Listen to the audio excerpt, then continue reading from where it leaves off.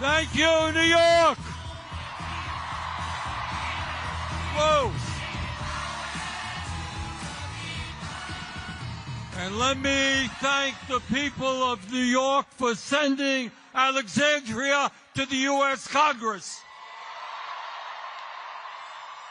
She is not only one of the great members of Congress, she is inspiring working people and young people all across the country. Thank you, New York.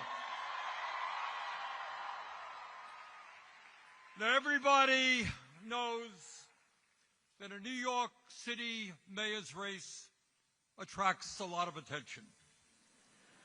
That's not new. It's the largest city in the country. You got 8 million people. Everybody is interested in what happens here. But this mayor's race, my friends, is different. It is not just the folks here in New York City who are paying attention. It's not just people all across our country who are watching this race. It is not just the President of the United States who seems to be very, very concerned about who wins this election. The truth is that people all over the world are paying attention to what will happen here a week from Tuesday. Now, why is that? Why has this campaign created such an unbelievable amount of interest, literally all over the world? And the answer is obvious. These are not normal times. This is not a normal election. This election takes place at a moment in American history when we have a rigged economy with more income and wealth inequality than we have ever had in the history of our country.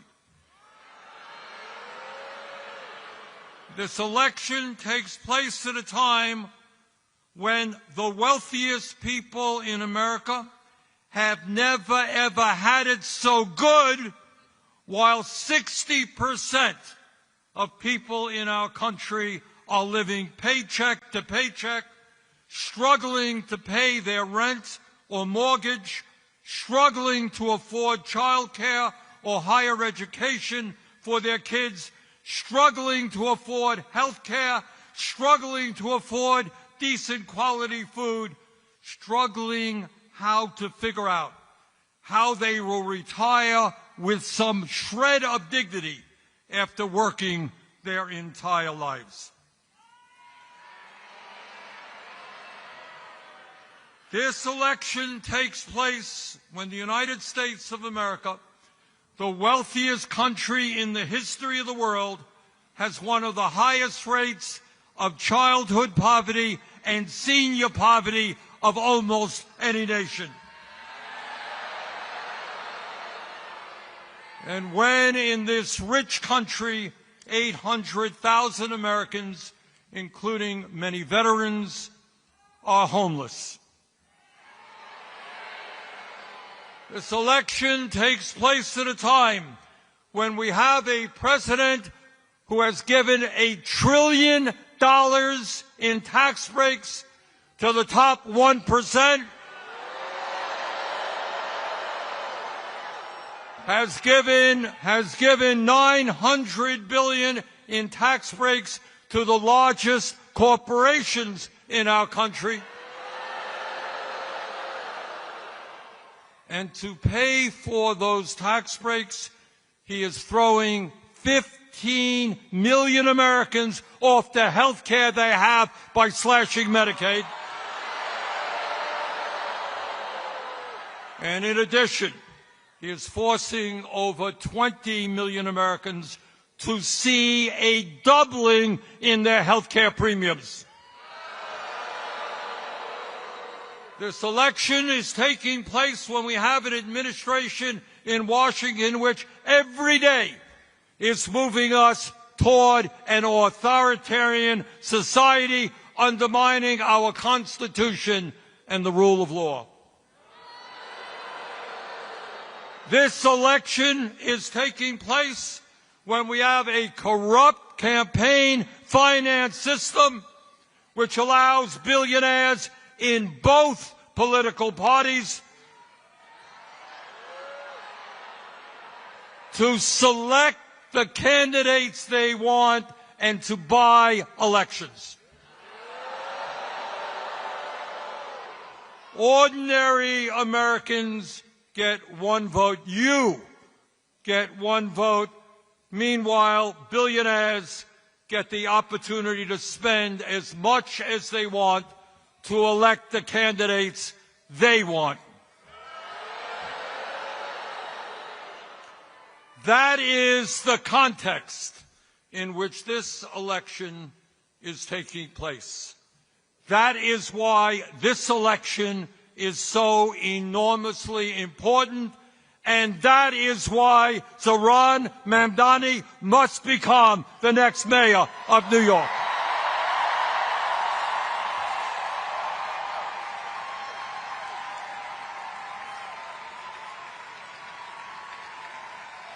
New York must have a mayor who represents the working families of this city, not the billionaire class.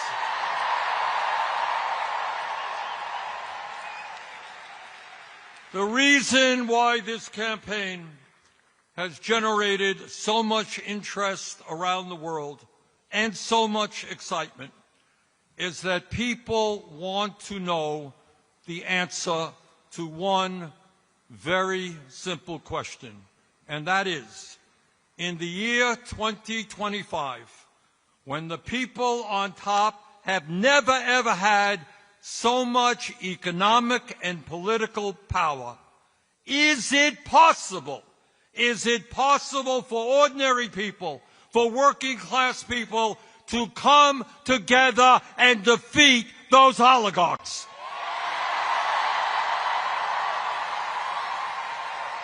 You're damn right we can.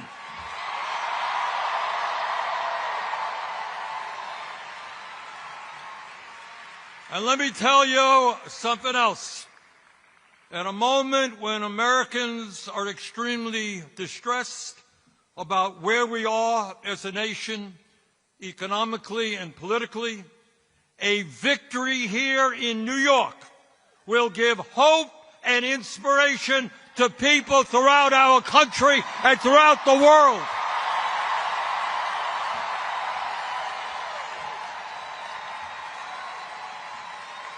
That is what this election is about. And that is why Donald Trump is paying attention to this election. Ordinary people, working class people, black and white and Latino, Asian, gay and straight, coming together to take on the oligarchy, that is Trump's worst nightmare.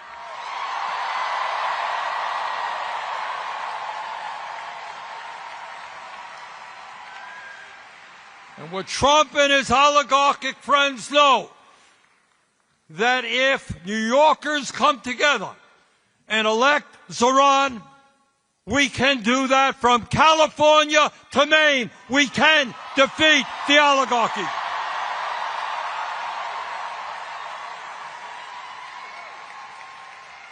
And what the oligarchs fear, what they fear is that people will start understanding that this country belongs to us, not them.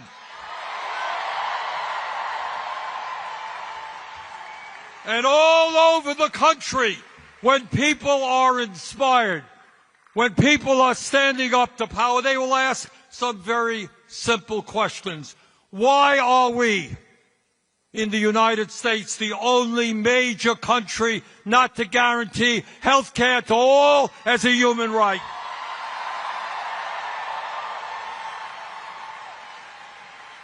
Why aren't we paying our teachers the salaries they deserve?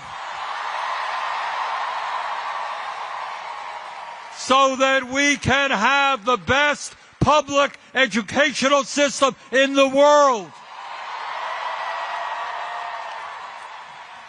Why aren't we doing what used to exist in New York and all over this country 70 years ago? Make public colleges and universities tuition free.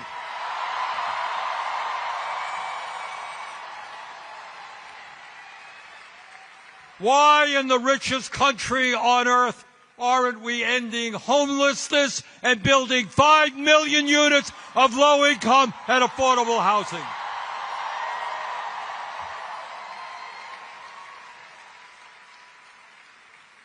Why don't we make it easier for workers to join unions? And why don't we raise the national minimum wage to a living wage?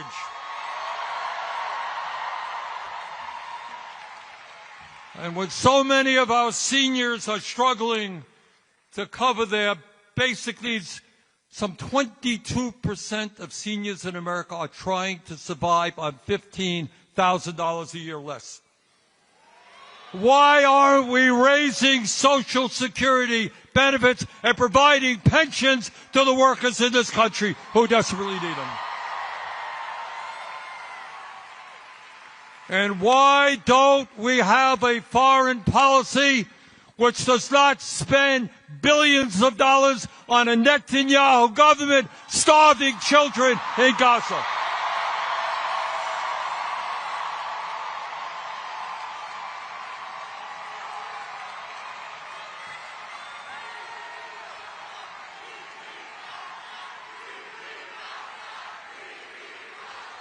In other words,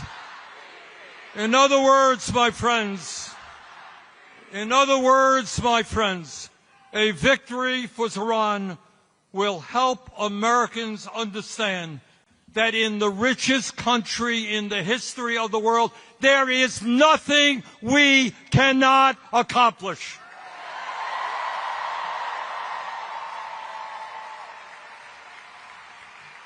Now, the oligarchs and the political establishment in New York tell us that Iran's agenda for New York is radical. Really? At a time when working families in this city are finding it hard to live here because of the outrageously high cost of housing, I don't think it's radical to say that the city should freeze the rent and triple its stock of affordable housing.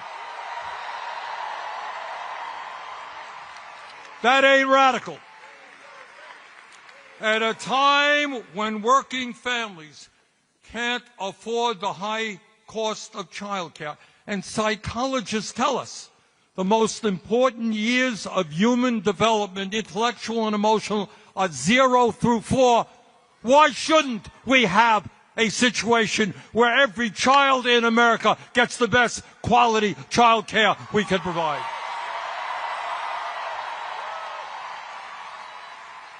That ain't radical. Taking care of our kids is not radical. At a time when getting to work is too expensive and we want to encourage more utilization of public transportation, it is not a radical idea to say that buses in this city should be free and fast. At a time when every parent wants their kids eating good quality food, not junk food, and there are neighborhoods in the city where it is simply not affordable or possible to get that food, it is not a radical idea to say that there should be municipally funded grocery stores. And by the way, when billionaires and large corporations and the very wealthy are doing extraordinarily well, when the very richest people in this country often pay an effective tax rate lower than truck drivers or nurses. It is not a radical idea to say that the rich should start paying their fair share of taxes.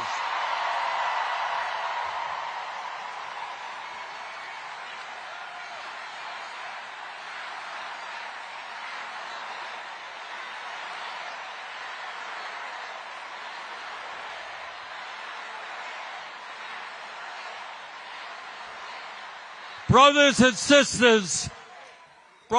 sisters, these ideas are not radical. They are common sense, and they are what the people of New York City want and need. Now, let me be very clear. As someone who served as mayor of Burlington, Vermont for 8 years, a city just a little bit smaller than New York, I can tell you absolutely that being mayor is not an easy job. In local government, the people hold you accountable for everything, for picking up the trash, for crime problems, for the quality of education their kids receive, for traffic jams. Blame the mayor. And that's what mayors have to deal with. And it is not easy. Zohran Mamdani, as mayor, is not going to have all the answers. The problems facing this country and every other major city in America are, in fact, enormous. So let me say this to you from the bottom of my heart. When he is elected,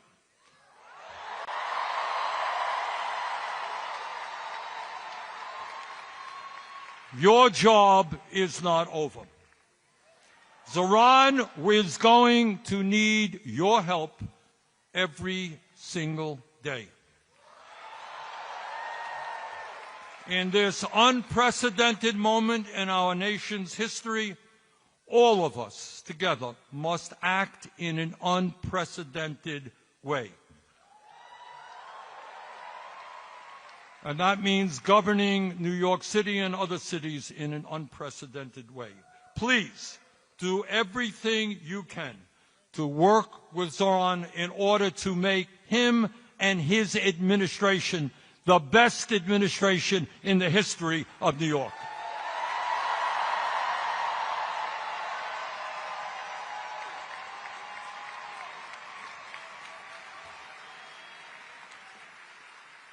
Let me conclude by saying this, and I say this again as somebody who became mayor of Burlington, Vermont in 1981 by winning that election by 10 votes after a recount. Now, I have looked at the polls here in New York. You have seen it. And the polls suggest that Zohran is in the lead, and that is great. But please, please, please, do not underestimate our opponents. They have a huge amount of money, and they are spending it right now. So I urge you, forget about the polls. Go into the last 8 days of this election assuming that you are 5 points behind.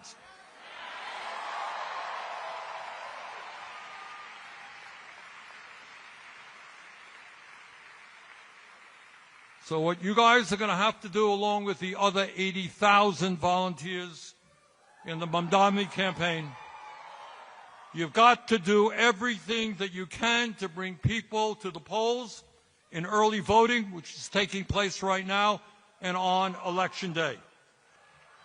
None of us want to wake up the day after the election and find that we lost that election because our opponents outworked us.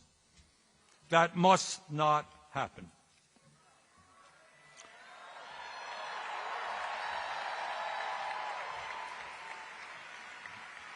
Brothers and sisters, a year ago, very few people in New York knew about a 33-year-old assemblyman named Zohran Mamdani. And when he first entered this race for mayor, he was polling at all of 1%. Nobody knew who this guy was. But Zohran did what people who are serious about real change always do. He created a campaign from the bottom on up by building an extraordinary and unprecedented grassroots movement which now has tens of thousands of volunteers.